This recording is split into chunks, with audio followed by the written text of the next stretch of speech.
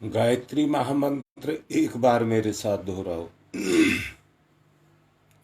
ओम भूर्भुवः स्वः तत्सवितुर्वरेण्यं भर्गो देवस्य धीमहि धियो यो नः प्रचोदयात्।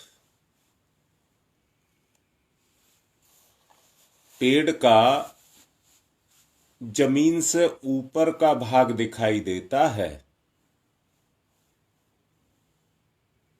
जो ऊपर का भाग दिखाई देता है उसका पोषण करने वाली शक्ति उसके नीचे छुपी हुई होती है।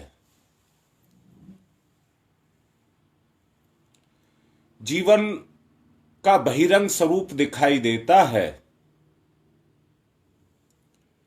परंतु उसके साथ जुड़ी हुई स्वास्थ्य, सौंदर्य, शिक्षा, कला, कुशलता, प्रतिभा, इनका परिचय व्यक्ति के अंतरंग से मिलता है। वैभव और पद उसी स्तर पर मिलते हैं। इतना सब होते हुए भी व्यक्ति की जड़ें उसके अंतःकरण के अंदर छुपी होती हैं। पेड़ कितना ही विस्तृत, सुदृढ़ और दीर्घजीवी क्यों ना हो, वो इस बात पर निर्भर करती हैं कि पेड़ की जड़ें कितनी मोटी हैं और कितनी गहरी हैं।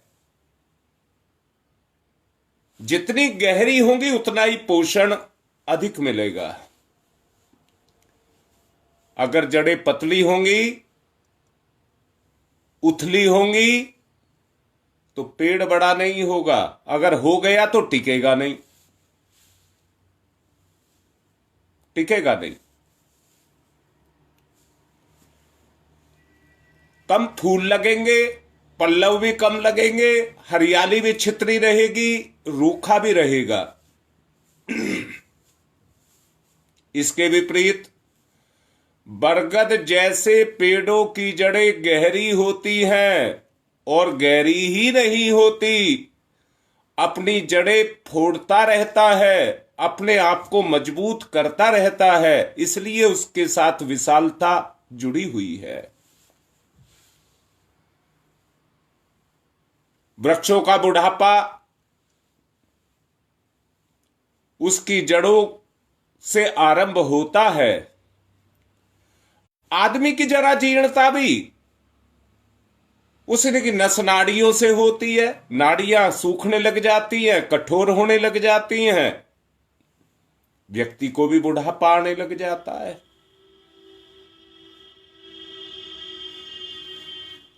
चेहरे पर झुर्रियां, बालों की सफेदी, इंद्रिय शक्तियों में क्षीणता और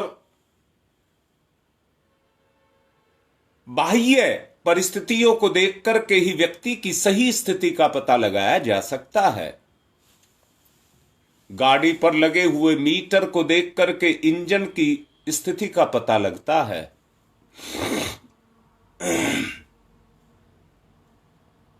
मनुष्य भीतर से खोखला, क्षीण होता चला जाए तो वृद्धावस्था के लक्षण बाहर दिखाई देने लग जाते हैं। यदि भीतरी अवयव सुदृढ़ हो तो मनुष्य चिरकाल तक अपनी बलिष्ठता, प्रतिभा और सक्रियता को अक्षुण्ण बनाए रख सकता है। ये बात कल मेरे से नेहरू विहार दिल्ली से योगेश ने पूछी, मैं उसी का जवाब आज दे रहा हूं। कैसे अपनी उन्नति की जाए?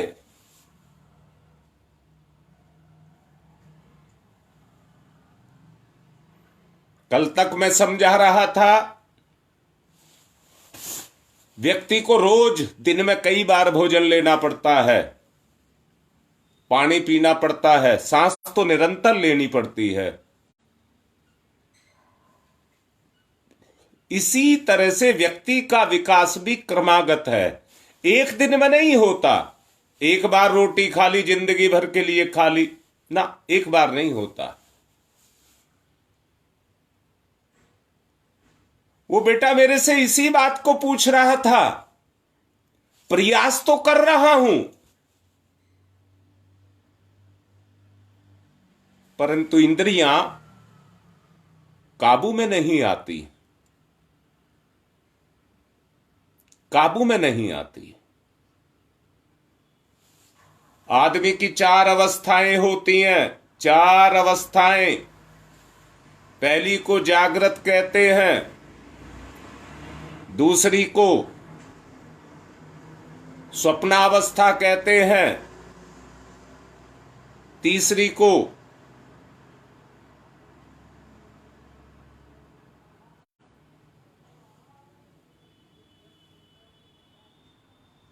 स्वप्नावस्था कहते हैं, चौथी को तुरीय अवस्था कहते हैं। एक एक पर चलेंगे, एक एक पर चलेंगे।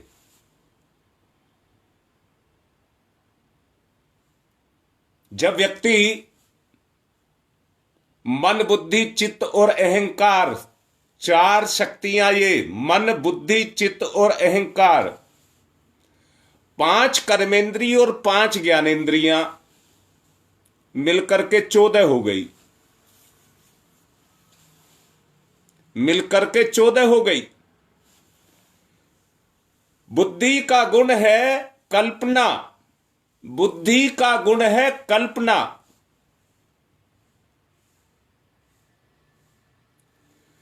और कल्पना से ये मन, बुद्धि, चित्त, अहंकार और 10 की 10 इंद्रियां जुड़ी हुई हैं।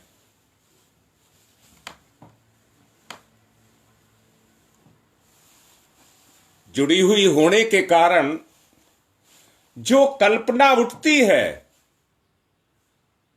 वो बुद्धि का सहारा लेकर के, मैंने अभी कहा है कि बुद्धि हमारी इनको प्रभावित करती है, भाषित होती है इनके अंदर। अग्नि का एक रूप तो वो है जो आपको जलता दिखाई देता है, वो उसका साकार रूप है। याद रखना जो बोलने जा रहा हूं। जैसे अग्नि का एक साकार रूप बताया मैंने, परंतु उसी अग्नि का एक निराकार रूप भी है जो दिखाई नहीं देता।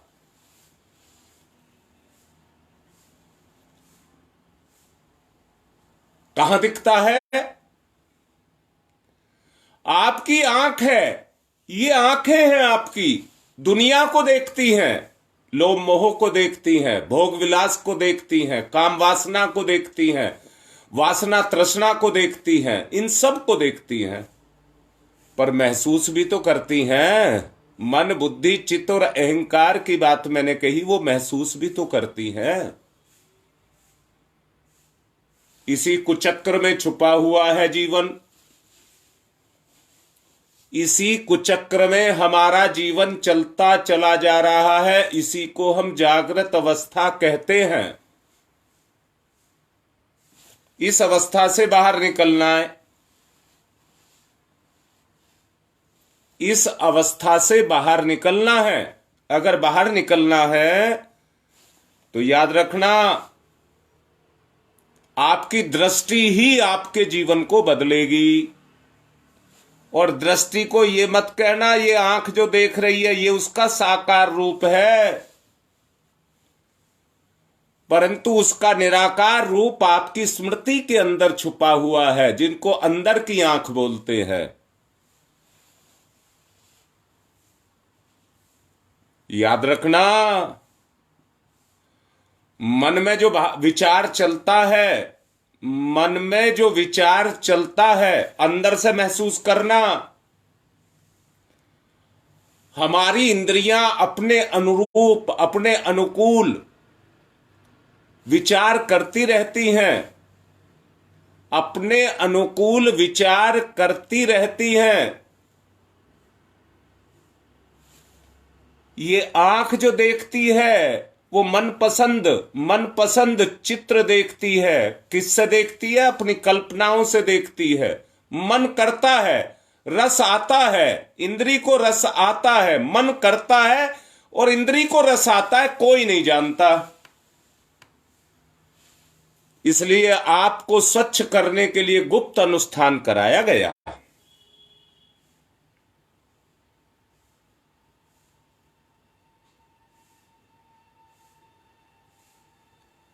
अगर आप प्रयत्न ये कर रहे हैं कि वो गंदगी को निकाला जाए, गंदगी को निकाला जाए, बुद्धि को सद्बुद्धि में बदला जाए, वरना कीचड़ में फंसी हुई है, वरना कीचड़ में फंसी हुई है, उसे सन्बुद्धि के रूप में कन्वर्ट करना है, तो उसमें अच्छे विचारों को पैदा करना होगा, अपने इस स्तर को छोड़ना होगा। केवल एक बता रहा हूं आज, जिसको जागृत अवस्था कहा है, और दूसरी नहीं बता रहा। एक एक स्टेप से चलेंगे, एक एक सीढ़ी पर पैर रख करके चलेंगे।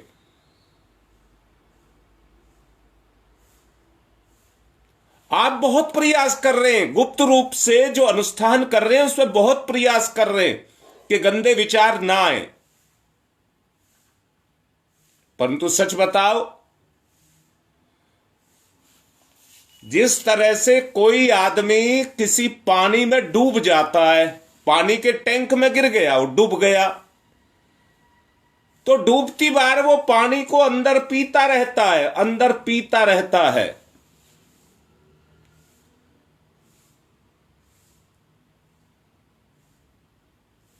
और इतना पीता रहता है कि उसी में डूब करके उसी में मर जाता है।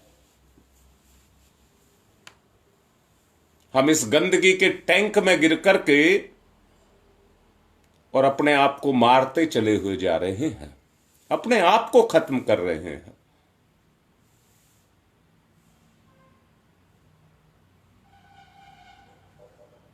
अपने आप को उबारना होगा। हम डूब चुके हैं, हमको अपने आप को उबारना होगा, अर्थात इस गंदगी से बाहर निकालना होगा। याद रखना, चतुर माली पेड़ के पत्ते को देख करके पेड़ का अनुमान लगा लेता है,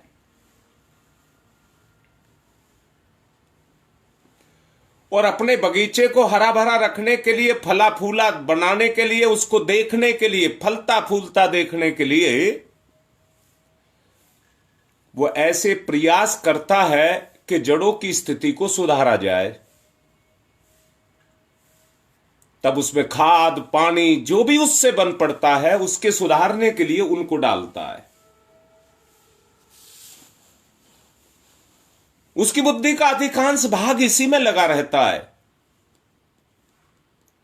इसी उद्देश्य में शक्ति लगती है। साधनों का उपयोग भी इसी उद्देश्य के लिए होता है। वो जानता है कि जड़ों की आवश्यकता ठीक तरह पूरी हो सके तो उद्यान में दोबारा से हरितिमा का संवर्धन किया जा सकता है।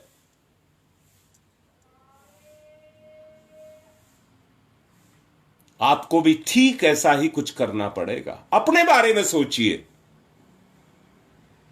बहुत पहले कहा गया था, अपने लक्ष्य का निर्धारण करिए।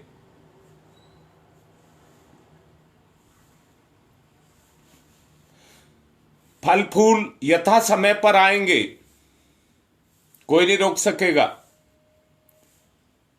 उत्साह संवर्धन आपके अंदर जगे, इसके लिए ना तो चिंता करनी है और ना चेष्टा करनी है। प्रकृति अपनी शक्ति अपने आप देती है। पेड़ पौधे इसके लिए चेष्टा नहीं करते हैं कि उन पर फल फूल आए। बस केवल एक ही काम करना पड़ता है, पत्ते से माली उसके पेड़ की स्थिति को, पौधे की स्थिति को जान लेता है और अपनी उसकी जड़ को मजबूत कर देता है। काम वो खुद करती है, अपना काम वो खुद करती है। मैं भी आपसे ये कह रहा हूं, अपनी बुद्धि को, अपनी इंद्रियों को, अपने काम वासना से, इनसे सबसे आपको अपने आप को बचाना होगा।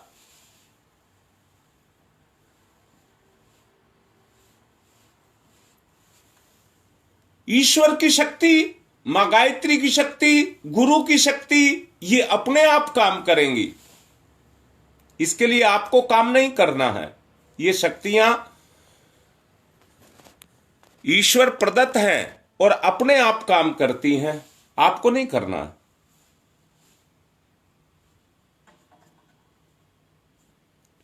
जो सींचे मूल को फूले फले अघाए, ये उक्ति है। पूर्ण विश्वास रखिए, पूर्ण विश्वास। जड़ों को दीमक तथा दूसरे हानिकारक कीड़ों से बचाने की सुरक्षा की दृष्टि से निरंतर पैनी दृष्टि रखनी पड़ती है। जीवन का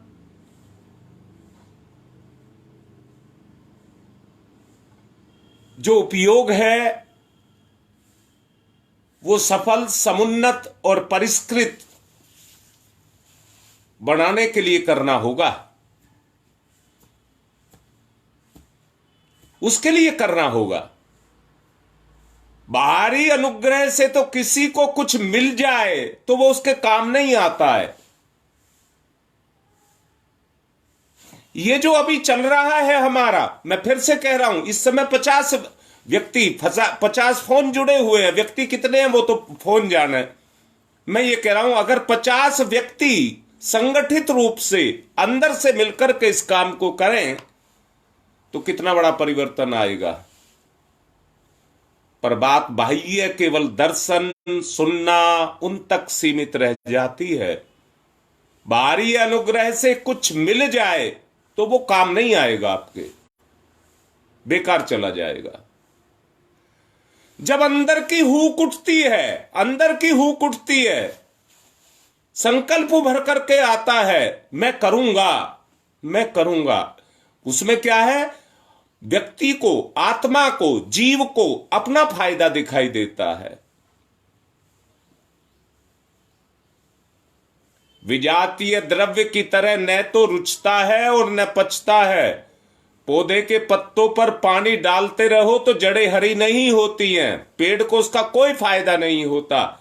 यह भी ठीक पत्ते सींचने जैसा है। ये बातें, ये बोल आपके कान में घुस करके, मैंने कहा आंख देखती है, ये तो स्थूल रूप है। और याद रखना, जहां तक मन जाता है दृष्टि उससे भी पैनी होती है।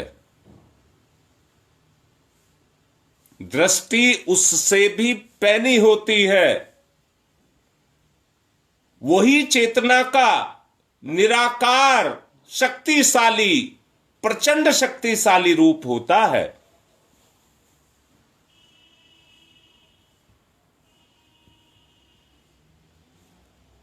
याद रखना, तुम में से जो इस काम को करेगा, देवता, मंत्र, सिद्ध पुरुष, समर्थ सत्ताएं,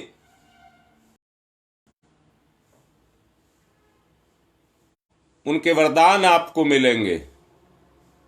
मेरे कहने से नहीं, आपके करने से। उनके वरदान आपको मिलेंगे। ऐसा समझना, इन वरदानों को जैसे सूखते हुए पेड़ को पानी दे दिया। बरसात के अंदर पौधे कितने बढ़ते हैं, शायद वो अगले 10 महीनों में उतने नहीं बढ़ते हैं।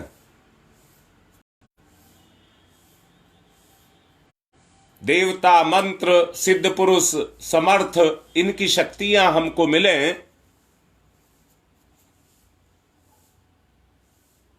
इनके अनुग्रह हम पर बरसे, इनकी कृपा हम पर बरसे,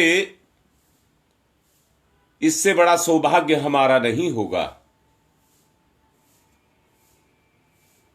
साधक की व्यक्तिगत उत्कृष्टता शक्तिशाली चुंबक के समान काम करती है। चुंबक के समान कहा है मैंने, खींच लेती है पकड़ करके। जिस तरह से पेड़ पौधे बादल को अपनी तरफ खींच लेते हैं और बरसात करा देते हैं।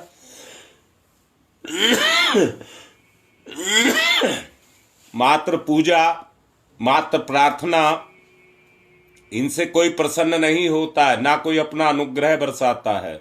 मैंने पिछले दिनों एक प्रवचन में कहा था, पशु के सामने कितनी आरती करिए, कितनी चापलूसी करिए, कितनी खुशामद करिए, वो केवल उतनी देर आपका बन करके रहेगा, माल आपका चट करेगा और उसके बाद आपको सींग दिखाएगा, क्योंकि पशुवृत्ति को नहीं छोड़ेगा, अपनी पशुवृत्ति को नहीं छोड़ेगा। इसलिए क्या करना होगा, मैंने समझाया था। एक दूसरा पक्ष और भी है। हाथ में डंडा उठा लीजिए, हाथ में डंडा उठा लीजिए, पशु अपने आप सीधा हो जाएगा, क्योंकि वो डंडे की भाषा को समझता है, प्रलोभन की भाषा को नहीं समझता। अगर आप ये समझते हो कि मंत्र जप, पूजा, प्रार्थना, स्तमन, कुछ भोग चढ़ा देना, इनसे आपका उद्धार हो जाएगा, तो ये गलत सोच है। नहीं होगा, नहीं होगा। अगर आप करना चाहते हैं तो मैंने पहली सीढ़ी एक आज आपको बताने का प्रयास किया है। जागृत अवस्था से हमें तुरीय अवस्था तक पहुंचना है। पहले इन पर तो लगाम लगाओ। देव अनुग्रह तो तब बरसेगा जब आपके अंदर चुंबकत्व पैदा होगा। सबसे पहले चुंबकत्व को पैदा करना है। हमारे अंदर वो आकर्षण पैदा हो जाए, ईश्वर के प्रति हमारे अंदर आकर्षण पैदा हो जाए।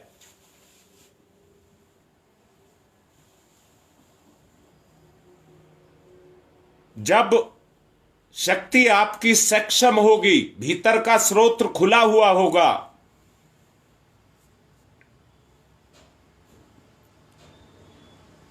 तो बाह्य जीवन में अनेक विभूतियां, विशेषताएं अपने आप काम करने लग जाएंगी।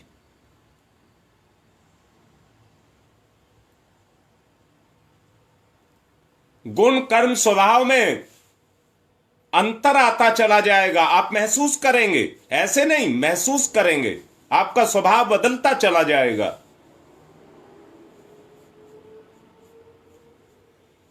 इसी अभिवृद्धि की प्रक्रिया अनेक सफलताओं और संपदाओं में आपको दृष्टिगोचर होने लग जाएगी। योगेश की बात का जवाब दे रहा हूं।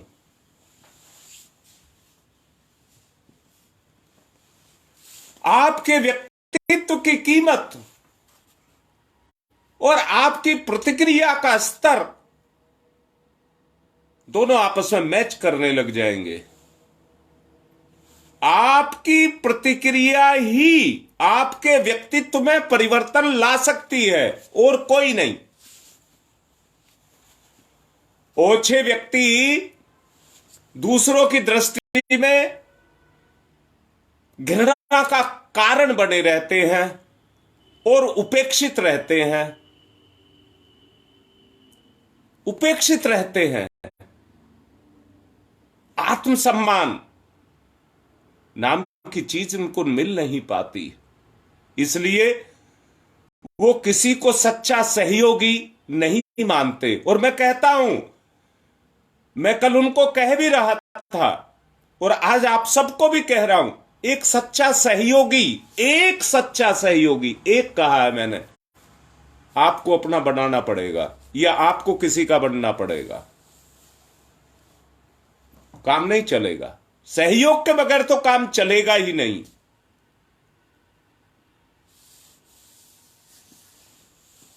पेड़ की अपनी एक स्वतंत्र सत्ता है, परंतु धरती के बगैर, पानी के बगैर, खाद के बगैर, हवा के बगैर, धूप के बगैर वो पनप नहीं पाती है। उनका सहयोग लेती है, उनकी सम्मिलित इकाई होती है, तब अपना विस्तार करती है। आप भी विस्तार करना चाहते तो सहयोग के बगैर नहीं होगा।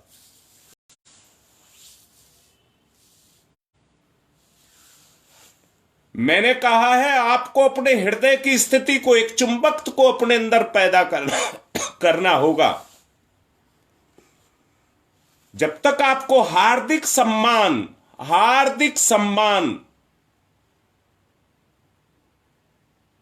कि भूख नहीं जगेगी, नहीं होगा। इस अभाव के कारण एकांकी ऐसे है, उपेक्षित स्थिति में आप पड़े रहेंगे, पड़े रहेंगे। ढूंढिए कौन मुझे इतना प्यार करता है, कौन मुझे इतना प्यार करता है जो मुझे हृदय से चाहता हो और मेरे हृदय को जागृत कर दे। उसको ढूंढिए। आपको अपना सहयोगी ढूंढना ही पड़ेगा और मात्र निजी पुरुषार्थ के बल पर नगण्य जितनी आपको वो मिलेगी, उपलब्धि मिलेगी, सफलता मिलेगी अपने निजी स्तर पर जब आप सहारा लेने लग जाएंगे तो बढ़ते चले जाएंगे। नहीं जी, हमको तो सुख की सामग्री चाहिए, वो ही हमारी प्रगति है। तो मेरे लाडलो, मेरे प्यारो, मैं आपसे कह रहा हूं, ये प्रगति आपकी नहीं है, ये तो सुख की प्रगति है जो बाह्य है, जो शरीर तक सीमित है, इंद्रियों तक सीमित है। उससे आगे इसकी गति नहीं है। बुद्धि को सुख दे लेती है, मन को सुख दे लेती है, आपके अहंकार की पूर्ति कर लेती है, इससे ज्यादा उसकी गति नहीं है। आपको इन सब से परे जाना है, जिसको मैंने तुरीय अवस्था कहा है, वहां तक जाने की बात तो करिए। अरे पहली सीढ़ी तो चढ़िए।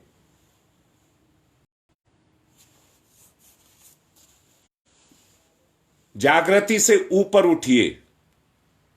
भौतिक संसार, भौतिक संसार, भौतिक वैभव, भौतिक सुख, भौतिक उपलब्धियां आपकी चेतना में जग चुकी है, इसलिए यह जागृत अवस्था है। सद्गुणों के आधार पर जिनने किसी के हृदय को जीता है, ये तो सब चाहेंगे मुझे सब हृदय से प्यार करें, परंतु आपने जीता किसके हृदय को है? अगर आपने किसी के हृदय को जीता तो सहयोग जरूर मिलेगा, जरूर मिलेगा। मैं फिर से कहता हूं, एक मां बाप अपने बच्चे को हृदय से प्यार करते हैं और वो उनको दुख देता, फिर भी उसके दुख लेते हैं और अपने सुख देते हैं। उदाहरण के रूप में आपको समझा रहा हूं, जो आपका सहृदय हो जाएगा, आपका पति हो सकता है, आपकी पत्नी हो सकती है, आपका पिता हो सकता है, आपका गुरु हो सकता है।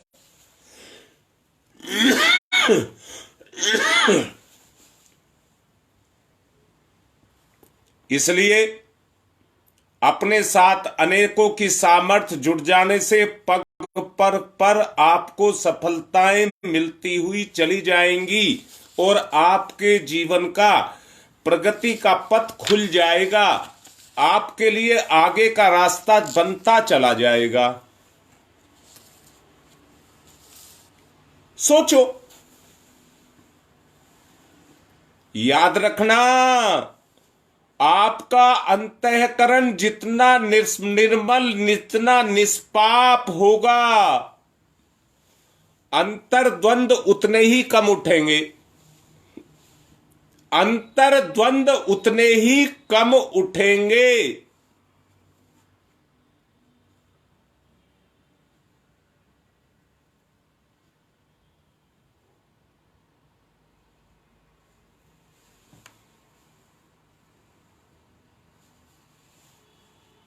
आपके अंदर उठने वाली जो मेधा है, मैंने बुद्धि नहीं कहा है,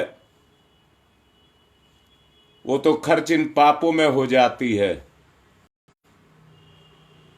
अंतर्द्वंदों के कारण नष्ट होती रहती है। मन स्थिति में अनेक प्रतिभाएं उभरती रहेंगी, प्रसुप्त क्षमताओं को अगर आप जगाएंगे तो उन क्षमताओं के जागरण का सुयोग आपको बनाना पड़ेगा। मान रहे हैं कहना?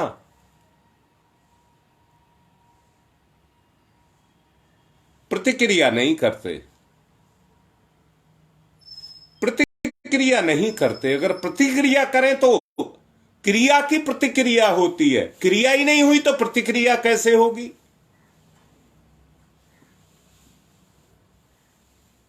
आपकी चेतना पर जब ये विचार काम करने लग जाएगा, मैंने कहा है पत्ते देख करके पेड़ पौधे का पता लगाया जाता है कि स्थिति क्या है।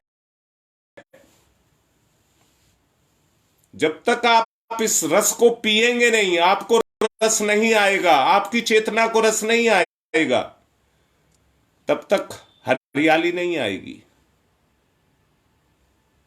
अरे पेड़ शरीर पानी पीते हैं, पेड़ शरीर पानी पीते हैं। आपका खाद्य पानी इसी में मिला है कि सहृदयता आपकी जागृत हो जाए।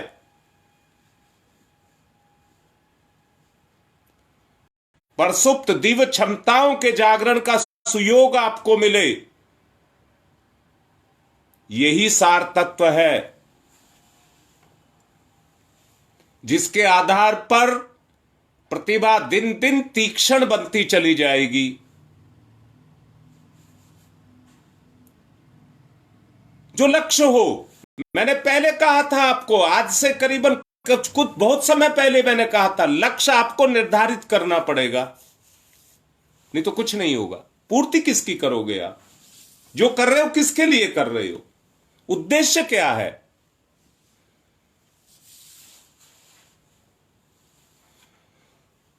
अगर द्रुत गति से आप सफलता को चाहते हो तो जो 50 हो 50 तो एक हो जाओ।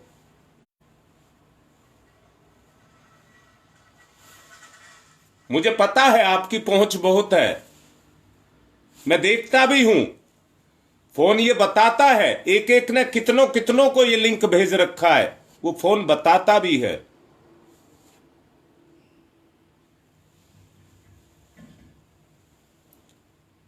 द्रुत गति से अगर सफलता को चाहते हो तो अपने रास्ते को, पथ को प्रशस्त करना होगा। सांसारिक सफलताओं के तो पर्वत और व्यक्तिगत उत्कृष्टता के तिल, दोबारा से बोल रहा हूं, सांसारिक सफलता का पर्वत और आत्मिक उत्कृष्टता का तिल,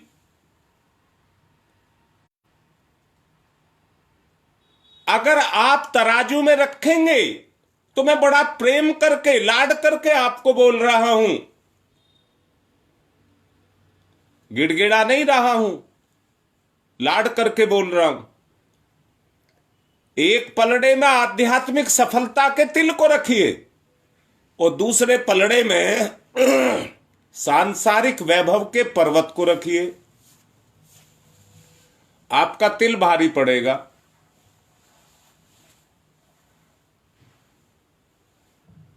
आपका तिल भारी पड़ेगा। प्रयास दोनों के लिए करना पड़ेगा, बगैर प्रयास के नहीं होगा, बगैर प्रयास के नहीं होगा। प्रयास आपको दोनों क्षेत्रों में करना पड़ेगा।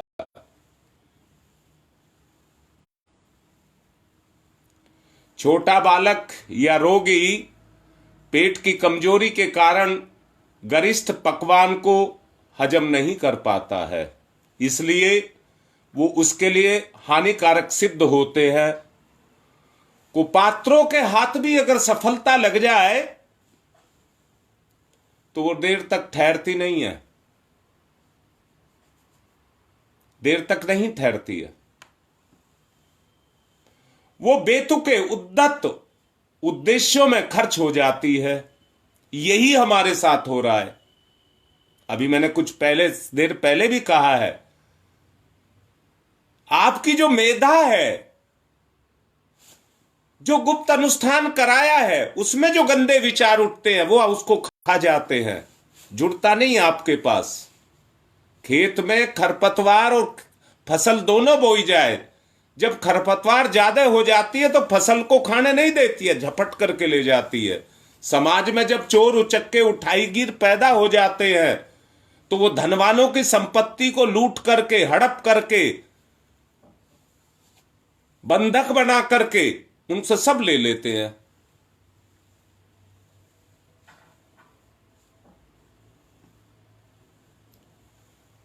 कोई धूर्त छल बल से, आक्रमण से, अपहरण से देखा गया है कि कुपात्र वैभवानों की संपदा बहुत सारे दुर्व्यसनों में और अहंकारी में चली जाती है, उद्दत कर्म करने के लिए प्रेरित करती है। कुमार गमन की तरफ प्रतिक्रिया करती है। आज नहीं तो कल उसका दुष्परिणाम भुगतना ही पड़ेगा। ये सारा वैभव घाटे का सौदा हो जाता है। ऐसी स्थिति में मूर्ख, दरिद्र, सुसंपन्न की तुलना में उस भाग्यवान जो केवल तिल के पीछे लगा था, वो कहीं आगे निकल जाता है।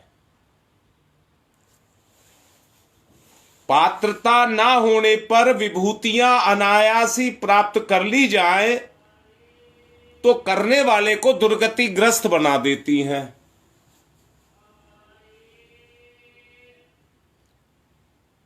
और वो बेतरह मारे जाते हैं। शक्ति का एक स्वरूप सृजन है और दूसरा स्वरूप विनाश भी है। अगर पात्र कुपात्र है तो वो शक्ति का सृजन नहीं कर पाएगा, वही शक्ति उसको खा जाएगी। इसलिए अपनी पात्रता को विकसित करना होगा।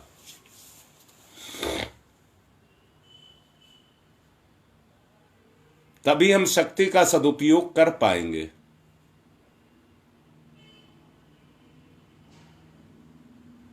आज का समय पूरा हो रहा है।